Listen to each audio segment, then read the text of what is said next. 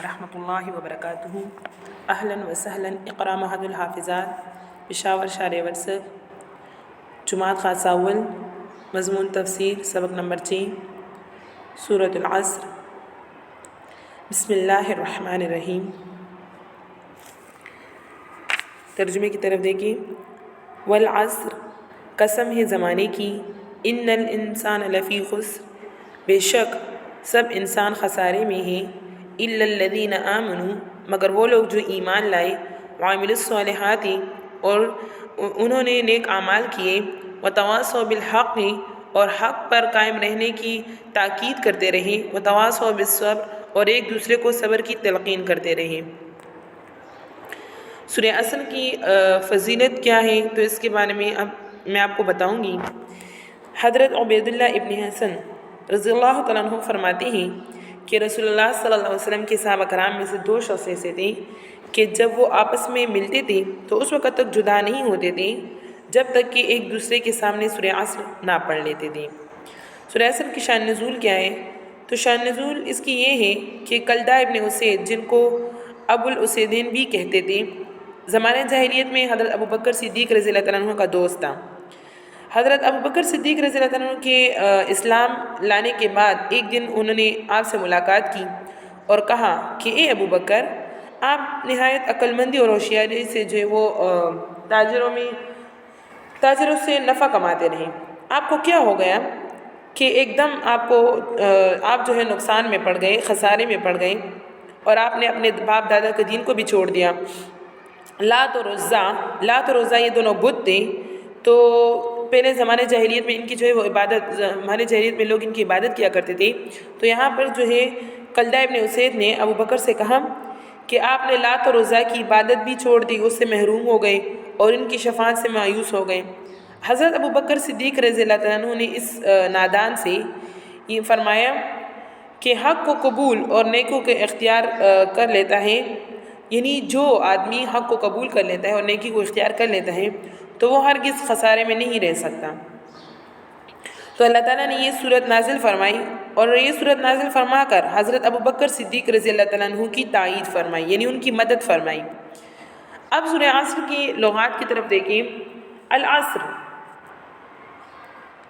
عسر، عصر، عسر، یہ تینوں طرح جو ہے وہ آتا ہے، اور زمانے کو کہا جاتا ہے، یا عصر کے وقت کو، یا نماز مطلب عصر کی نماز کو کہا جاتا ہے، اور اس کی جمع اعصار ہے، عصور بھی اس کی جمع آتی ہے۔ اور اب یہاں پر جو ہے اور باب ضربہ سے اس کا بمانا ہے نچوڑنا۔ اب اس کی تفسیر کی طرف دیکھیں۔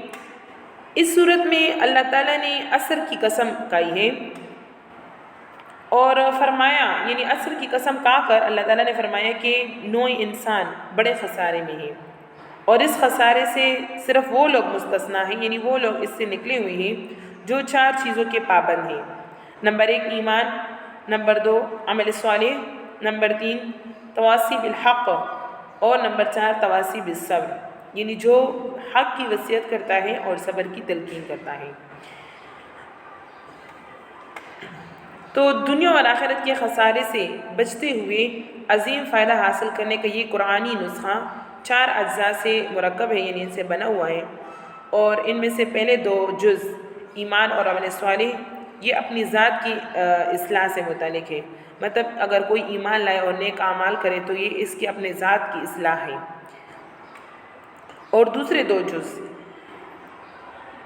تو وہ دوسرے جنس کی جو ہے وہ اصلاح سے تعلق رکھتے ہیں، یعنی حق کی تلقین کرنا اور صبر کی تلقین کرنے، تو یہ دوسرے جنس کی جو ہے وہ اس کی اصلاح سے تعلق رکھتے ہیں۔ اب یہاں پر فرمایا والعصر، تو عصر کے مصداق کیا ہے؟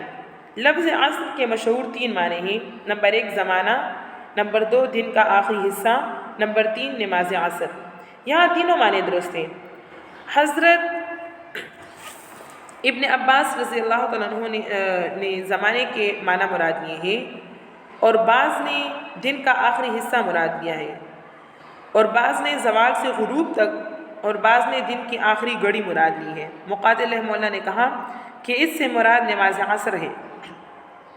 اسی کو قرآن پاک میں صلاۃ وسطیٰ کہا گیا ہے۔ اور ابن کیسان رحمہ اللہ نے شب و روز یعنی دن اور رات کو اسی کا مصداق قرار دیا ہے۔ جمہور مفسرین نے اس کے معنی زمانے ہی کے کیے ہیں۔ پھر بعض حضرات کہتے ہیں کہ عصر سے مراد نبی کریم صلی اللہ علیہ وسلم کی ظاہری حیات ہے، مطلب ان کی جو زندگی ہے، ظاہری زندگی کا زمانہ ہے وہ مراد ہے، کیونکہ وہ تمام زمانوں میں اشرف ہے۔ نبی کریم صلی اللہ علیہ وسلم دنیا میں جو زمانے گزر چکے ہیں تو ان تمام میں نبی کریم صلی اللہ علیہ وسلم وہ اشرف ہیں۔ اور بعض کہتے ہیں کہ حیات ظاہری مطلب ظاہری زندگی اور اس کے بعد قیامت تک کا زمانہ اس سے مراد ہے۔ جمہور مفسرین نے عصر سے مراد زمانہ لیا ہے، تو اب اس میں ایک سوال ہوتا ہے۔ سوال یہ ہے کہ جواب قسم کے مضمون کو زمانے سے کیا مناسبت ہے؟ مطلب یہ کہ دیکھیے یہاں پر والعصر اللہ تعالیٰ نے قسم کہی ہے زمانے کی، یعنی زمانے کی قسم ہے، یہ قسم ہوا، اور اس کا جواب کیا ہے؟ جواب قسم کیا ہے؟ ان الانسان لفی خسر، کہ انسان وہ خسارے میں ہے۔ تو یہاں پر سوال ہوتا ہے کہ جواب قسم یعنی انسان خسارے میں ہے، تو اس کو زمانے سے کیا مناسبت ہے؟ یعنی انسان جب خسارے میں ہے تو اس کو زمانے سے کیا تعلق ہے؟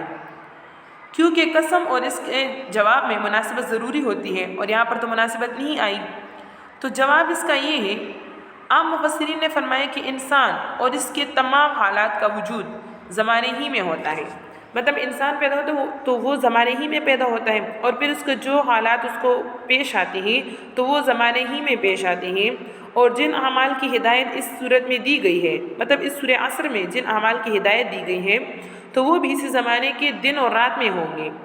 مطلب اگر اس میں کہا ہے کہ انسان نیک اعمال کرے اور وہ حق کی وصیت کرے اور صبر کی تلقین کرے، تو دیکھیے یہ اعمال بھی زمانے میں دن اور رات میں ہوتے ہیں، تو اسی مناسبت سے زمانے کی قسم اختیار کی گئی ہے۔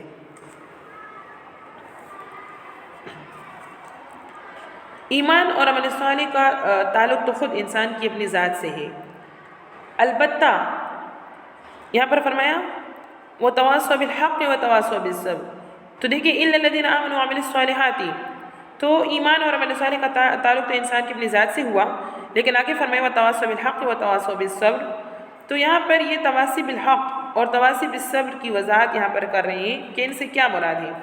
تو یہاں پر فرماتے ہیں کہ لفظ تواصی یہ وصیت سے مشتق ہے، اور اس کے معنی ہے کسی کو تاکید کے ساتھ مؤثر انداز میں، یعنی ایسے انداز میں کہ وہ اس پہ اثر کرے، مؤثر انداز میں نصیحت اور نیک کام کی ہدایت کرنا۔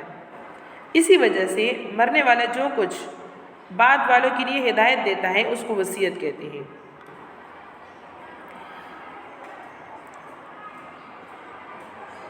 اگر حق سے عقائد صحیحہ اور اعمال صالحہ کا مجموعہ مراد ہو، یعنی اگر حق سے یہ مراد دیا جائے کہ عقائد صحیح ہو، عقیدہ انسان کا صحیح ہو، اور اعمال صالح جو اعمال انسان کرتے ہیں نیک اس کا مجموعہ مراد ہو، اور صبر سے تمام گناہوں اور برے کاموں سے بچنا مراد ہو، تو تواصی بالحق کا مطلب پھر امر بالمعروف ہوگا، اور تواصی بالصبر کا مطلب نہی عن المنکر ہوگا۔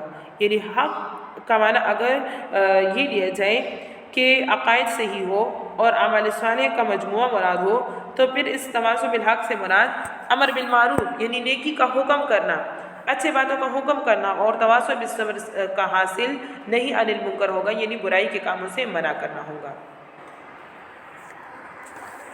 اور اگر حق سے مراد صحیح اعتقادات حق ہی ہو، یعنی صحیح اعتقاد ہو، اور صبر کے مفہوم میں تمام اعمال صالح کا کرنا اور تمام گناہوں سے بچنا جو ہے وہ داخل ہے۔ اس صورت سے مسلمانوں کو ایک بڑی ہدایت یہ ملی کہ مسلمانوں کو اپنی ذات کو قرآن اور سنت کا تابع بنا لینا اور اپنے عقائد اور اعمال کی اصلاح کر لینا ہی کافی نہیں، بلکہ دوسروں کو بھی ایمان اور عمل صالح کی طرف دعوت دینا، اور اپنے جو ہے وہ بھرپور کوشش سے ان کی اصلاح کرنا یہ بھی ضروری ہے۔ خصوصاً اپنے اہل و عیال سے اس معاملے میں جو ہے وہ غفلت نہیں کرنی چاہیے، اور اپنے اوپر نجات کا راستہ وہ دشوار نہیں کرنا چاہیے۔ اس لیے قرآن کریم اور احادیث نبوی میں امر بالمعروف اور نہی عن المنکر کو فرض قرار دیا ہے۔ صدق اللہ العظیم، وآخر دعوانا ان الحمد للہ رب العالمین۔ بچوں یہ سبق اچھی طرح سے یاد کریں اور آگے صورت کا مطالعہ کر لیں۔ السلام علیکم ورحمۃ اللہ وبرکاتہ۔